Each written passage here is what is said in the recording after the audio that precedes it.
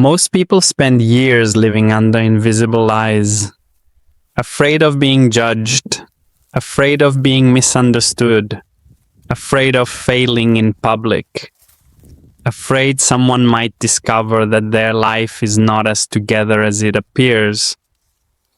But here is something strange. Most people are not thinking about you as much as you think. Not because you do not matter, but because they are busy fighting battles of their own. They are worried too, wondering if they are enough, wondering if they are falling behind, wondering if they are living the wrong life. And yet, you allow their imagined judgment to shape your decisions. You stay quiet when you want to speak. You hesitate when you want to begin. You keep living the same way when something inside you is asking for change. Slowly, you start making yourself smaller.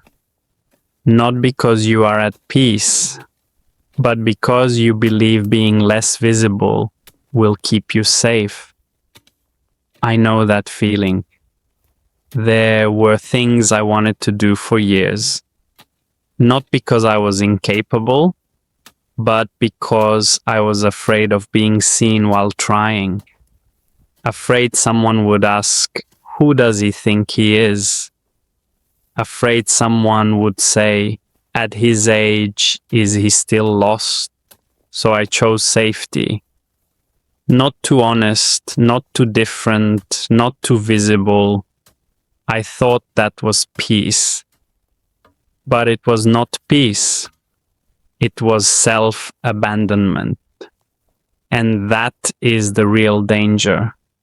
Because fear does not always stop you. Sometimes it becomes the way you live. You stop asking what is true for you and start asking what will attract the least criticism. You make decisions through other people's approval. You build a life that looks acceptable, but no longer feels like yours. The people you fear do not live your life.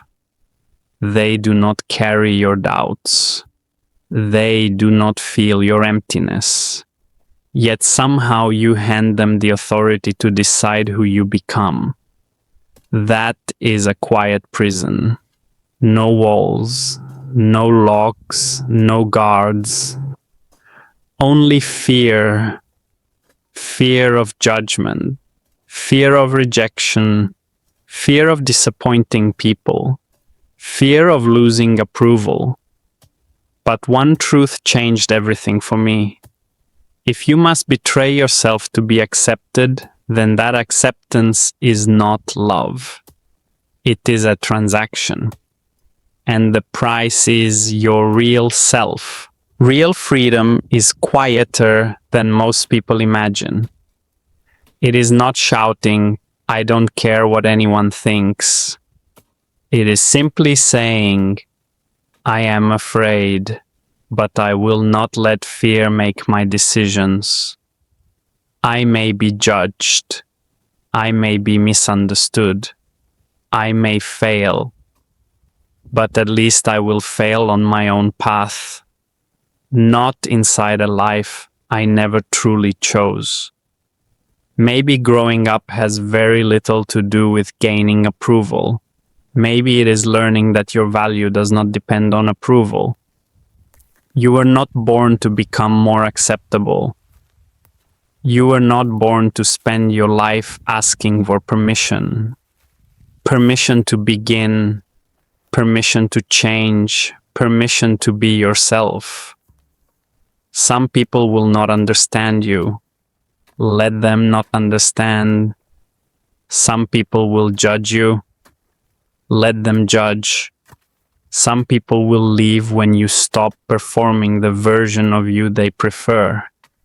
Let them leave. Because sometimes losing approval is the price of getting yourself back. So ask yourself, if you were no longer afraid of being judged, how would you live differently? What truth would you finally admit? What would you stop pretending? What would you finally begin? The answer may scare you, but it may also contain the life you have been postponing. I do not think people change because they suddenly become brave. I think people change when they become too tired to keep betraying themselves. And one day they quietly say, enough, enough making myself smaller, enough staying silent, enough asking for permission, enough living through other people's eyes. From today, you do not need to become perfect. Just be a little more honest, a little more yourself, a little less afraid of disappointing people, because life does not become meaningful when everyone approves of you. It becomes meaningful when you stop abandoning yourself. Not everyone is watching you, but if you keep living as if they are, you will spend years inside a prison that exists only in your mind. And one day, the greatest regret will not be what other people thought of you.